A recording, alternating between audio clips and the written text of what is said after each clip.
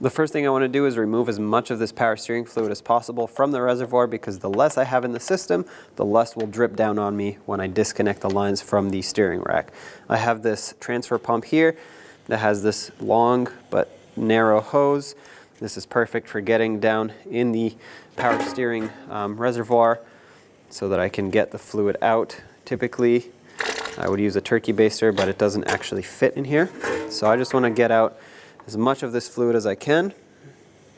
Now I want to make sure the steering wheel is straight as it can get, and the most important part is to tie it off, because once the steering shaft is disconnected, this can spin freely and you don't want that to happen. So I just hooked it on under the seat, and I'm going on the just the frame of the seat. You can go anywhere, and you don't need this to be like extremely tight or anything. You just need it to hold it in place and prevent it from spinning back and forth. First, let's take the wheel off, 21mm socket, remove all 5 of your lug nuts. And remove your wheel. Let's remove this tie rod. For me, the cotter pin is new, so it'll actually come out. Sometimes, if these are rusted, you actually have to just cut them flush. Hammer a socket on there, and take the tie rod out that way. But mine's still good, so remove that. And 18mm socket, take the nut off. If you still have the factory tie rods, it's going to be a 17, not 18. And mine broke free from the knuckle here, but if yours didn't, hammer right on the knuckle right here, and that should pop it off. Remove it. Now that that's free, let's put this back in just temporarily, and we'll break free this jam nut. Mine is a 19mm socket. Mine is a 19mm nut, so I'm using my wrench to try to break this free. Sometimes you need to tap it off with a rubber mallet just to get some leverage on the wrench. Once it's broken free, pull the tie rod out, and let's remove it from the inner tie rod. And you want to count the amount of turns that it took to take it off. That way when you put it back on, you can be approximately at a decent alignment. You still need to get your car aligned. Obviously we're replacing the whole steering rack, but this will at least get you close. For me, it was about 16.5 to 17 turns, so I'll remember that. Now do the same thing to the other side.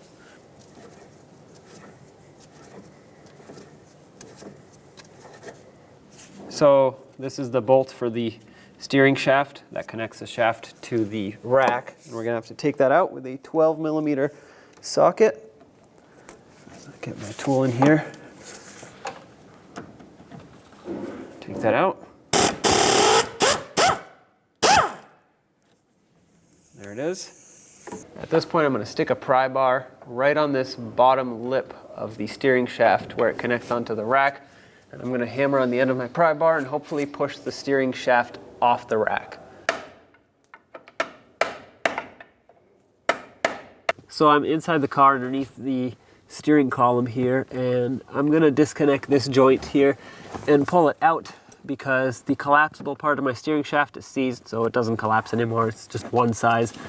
And I want to take this out and hopefully remove the steering shaft off the rack this way. And now I'm going to move down here. There's another 12mm at the bottom of this joint, and I'm going to remove this one as well. Again, be very careful how you turn your steering wheel.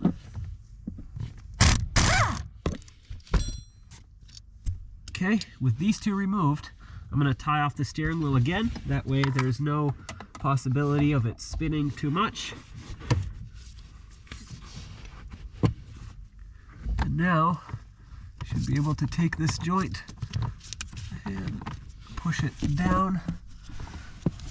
Grab a little pry bar and a hammer, see if I can hammer this down. There it goes.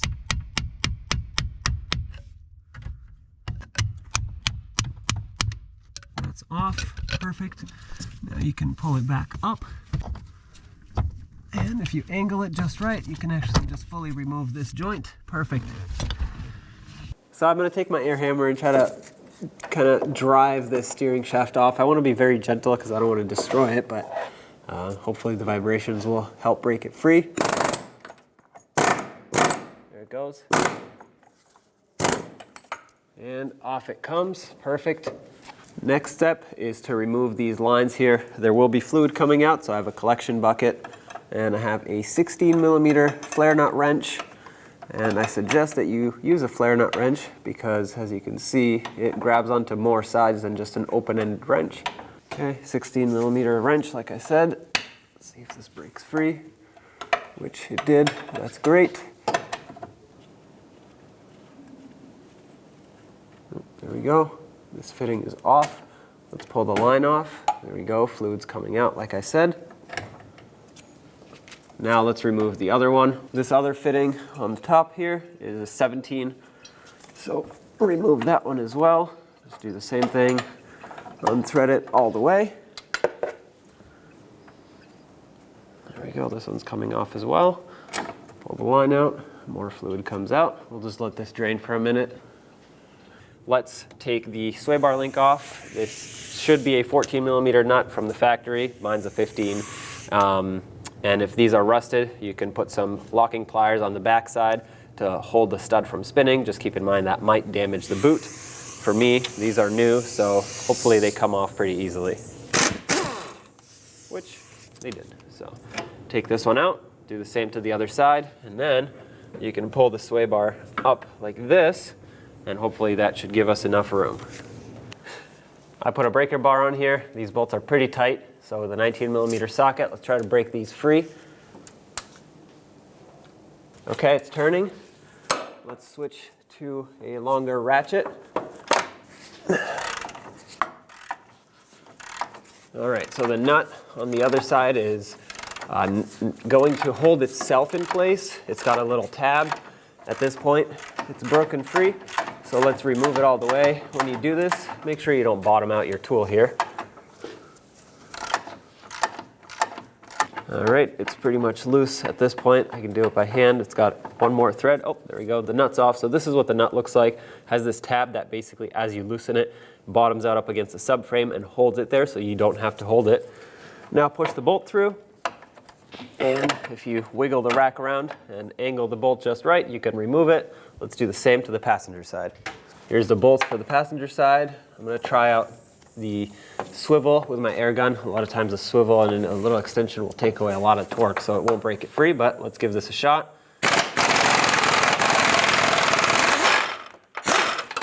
Okay, this one worked. The bolt is out. The nut is somewhere on the other side, so I'll go fishing for it in a minute, but the rack is free. You can now lift it up. There we go. Get this out of your way so you can have a wide open space here. And now you can take this rack, and my goal is to pull it out through here, which is possible. You just have to find the right angle. Before you pull it out, make sure you remove those lines that you disconnected earlier and kind of push them up and out of the way. Otherwise they'll get caught. And now it's out of this bracket here. I'm going to go on the other side, push it up and out of that bracket. Okay, it's out of here. Come back to this side. There's going to be a lot of back and forth. Now it kind of has to twist a little bit because you have that shaft that comes out of the steering rack for the shaft, for the steering shaft. That has to clear. And I'm going to go underneath, push it up a little bit.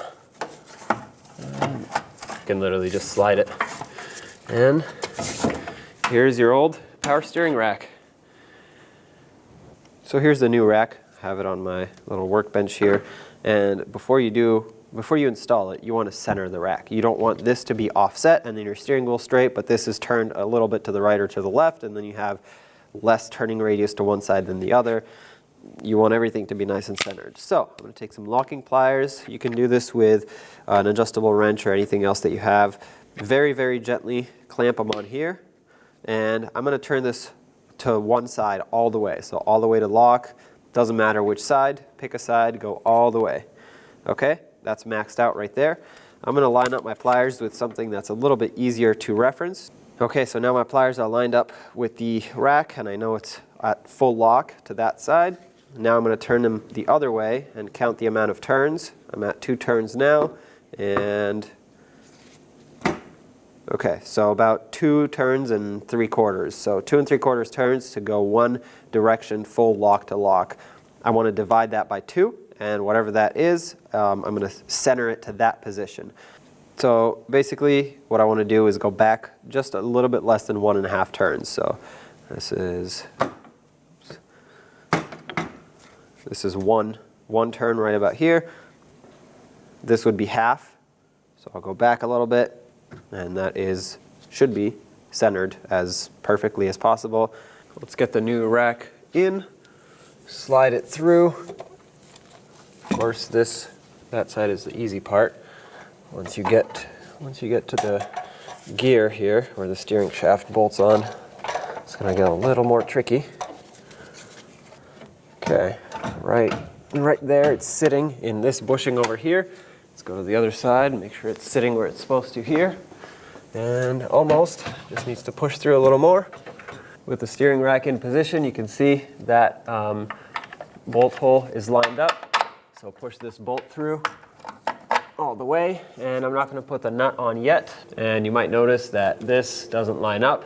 Don't panic, this bushing actually slides. So let's push it to where it needs to be. I'm going to use my pry bar and just give it a couple bonks.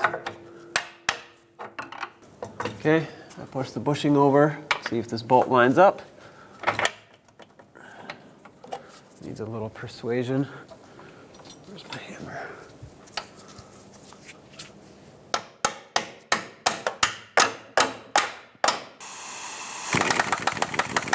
There we go, it started. Let's snug it up.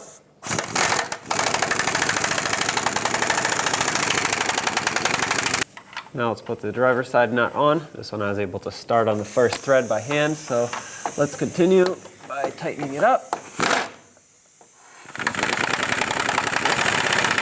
All right, now we'll come back and torque these. Let's tighten these down, make sure they're nice and snug.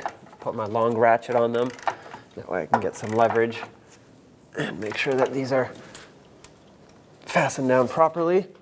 There we go, give it a little extra. Do the same to this one over here. Try to get them to be about equal tightness. Now you have these caps on the new rack. Obviously those have to come off. These are just here to protect the steering rack and make sure that no debris gets in there during shipping. Take these off and you can put them on your old steering rack if you wish to do so that it stops leaking. But I like to leave these on until the rack is installed and the lines are ready to go in. That way, well, no debris makes its way in here. So, take this top line, make sure you obviously put them back where they belong because they're directional. The pressure flows into one and out the other. You don't want to reverse it. Let's snug this one up with the 17mm wrench.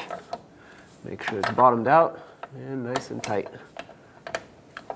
All right, I got this started. Sometimes it's a little tricky to get the fitting started just because if it doesn't line up perfectly straight, the fitting looks like it's going to screw in, but it's really not. It's just going to pop back out. Now it's snug. Let's grab the flare nut wrench. That way we can tighten it down properly.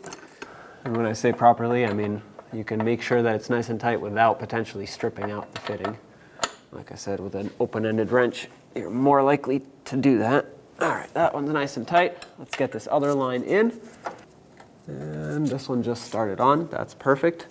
Once the fitting starts on, you'll feel it because it threads on nice and smooth. So let's go ahead and bottom it out. Okay, it's bottomed out. Let's give it a nice snug. Let's switch to the flare nut wrench.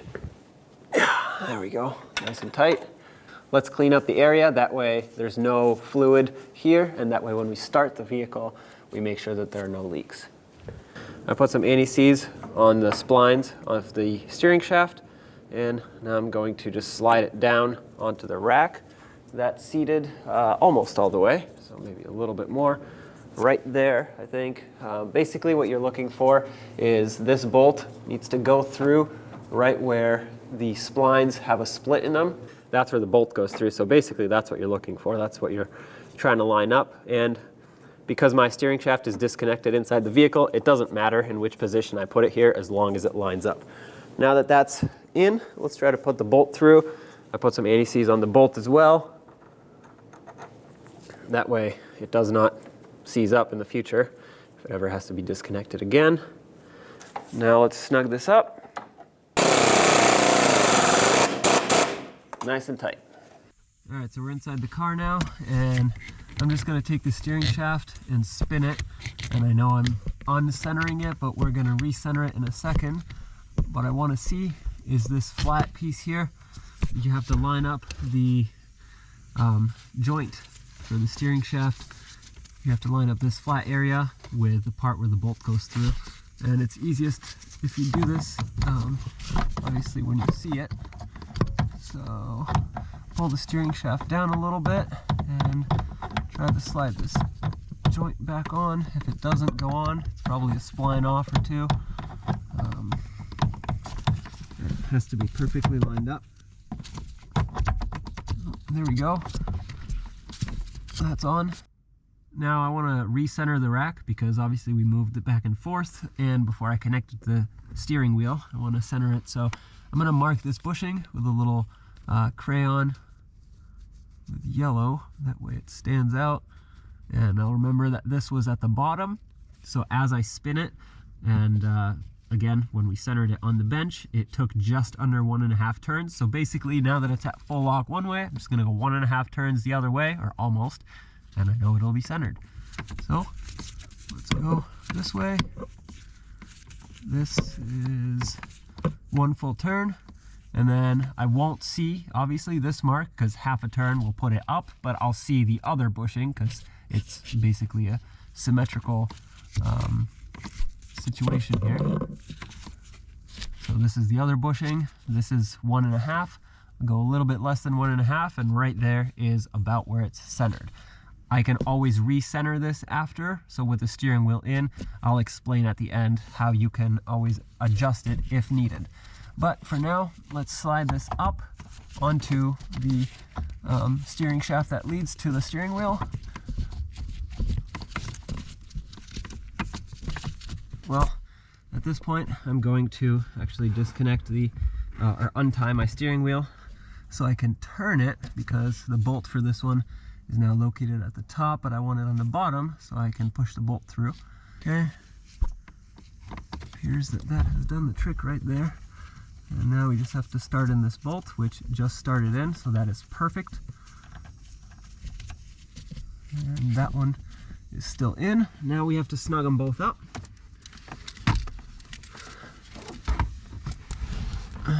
So let's get the tool in here, 12mm socket, snug them up. That's tight. Bring this one around. Snug this one up as well. Perfect. Now they're both tight. And at this point, let's test out the turning of the steering wheel. So now everything's connected. I'm in the car with the wheels off the ground. Obviously the tie rods are not connected yet, but I want to see and check that the steering wheel is centered.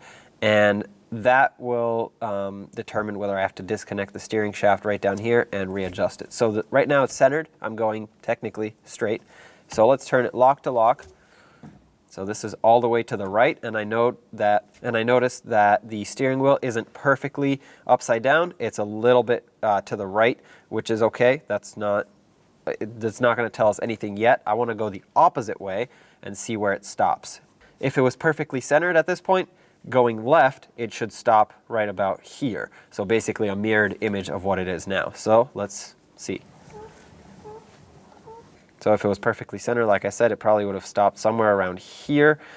It wants to stop here. So basically what this means is I'm going to put it back straight, and I'm going to disconnect the steering shaft again, and it probably is only off 1 spline, maybe 2 at most. So I'm going to disconnect it, turn the wheels a little bit, or turn the steering shaft a little bit to the left, reconnect it, and then that should give me a perfectly centered steering wheel. Before you put the outer tie rods in, I like to put some anti-seize on these threads. You can use whatever kind you have. Just put some on. This will help the tie rod and the jam nut not seize up in the future. And don't put too much, because otherwise it's just going to fling around everywhere. Drive this nut a little bit in.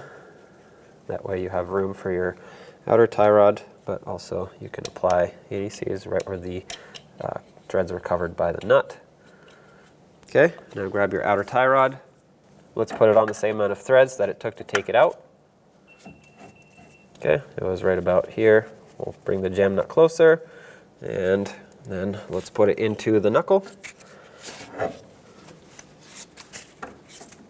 Press it down all the way. Get your castle nut. Put the castle nut on. There we go. Snug it up, then we'll torque it to 36 foot-pounds.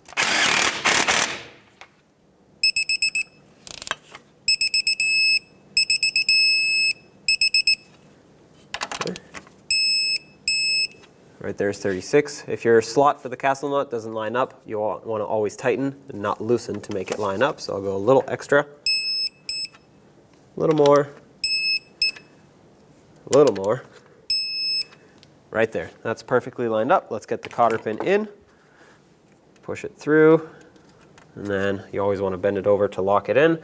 Also make sure it's not pointing at anything that can get damaged or anybody that could get hurt. That's perfect. Let's do the same to the other side. Don't forget to tighten up your jam nut. Make it nice and snug with a 22. Make it nice and snug with a 22mm wrench. There we go. And I like to bring the tie rods back so that the outer is sitting kind of parallel with the knuckle, not at an angle, just like that. Perfect. Get the sway bar link back in and reattach the nut. Snug it up, and torque it to 41 foot-pounds. Now do both of these things to the other side. Now let's fill the power steering fluid reservoir. This being a Lexus/Toyota, it takes automatic transmission fluid. If you need more specific instructions, refer to your owner's manual as to what exact fluid to use. But basically what I want to do is fill it almost all the way right now. I'm not worried about the full and low lines right now. I just want it full here so that I can actually bleed the system. So it shouldn't take a whole lot. So once it's full here, I'm going to go inside the vehicle, and with the wheels off the ground, I'm going to turn the steering wheel back and forth. I don't want to fill it more than this because it actually might come up and then spill. So I'll leave it there. Now let's turn the wheels back and forth, and that's actually going to manually push the air out of the system and suck the fluid in. Now inside the vehicle, I want to turn the steering wheel all the way to the left, all the way to the right, just lock to lock. Slowly, I'm watching the power steering fluid reservoir at the same time to make sure that it's not overflowing. And it's not, but it is bubbling, which is perfect. That's what I want. I want to see bubbles come out. So I'm going to go all the way to the left, all the way to the right. I'm going to repeat this 4, 5, 6 times, however long it takes until bubbles stop coming out. And the more times I do it, the faster I'm going to go. At first, there's a lot of air. The system is empty, so air will come out, but the more you do it and the more it fills up, the faster you have to go so that it pushes with more pressure and therefore pushes the air out more. So I'm going to go maybe one more time, and then we'll go out, top it off again, and then start the vehicle and do the same exact thing with the vehicle running. But you do want to preferably have the wheels on the ground. That way you have some pressure on the steering system. Okay, so after I did that, the fluid went down quite a bit. So I'm just going to top it back off to the max line, and then I will do the same thing with the car running. Once I do that with the car running and there are no more air bubbles, I'm going to top it off again, or at least check it if it's not topped off, and then take it for a drive. And as you drive, it'll bleed more. So then when you get back from your drive, go ahead and check it one last time, and then you should be good to go. So at this point, I'm going to put the cap on, wipe off the mess that I made over here, and I'll go ahead and run it, take it for a drive.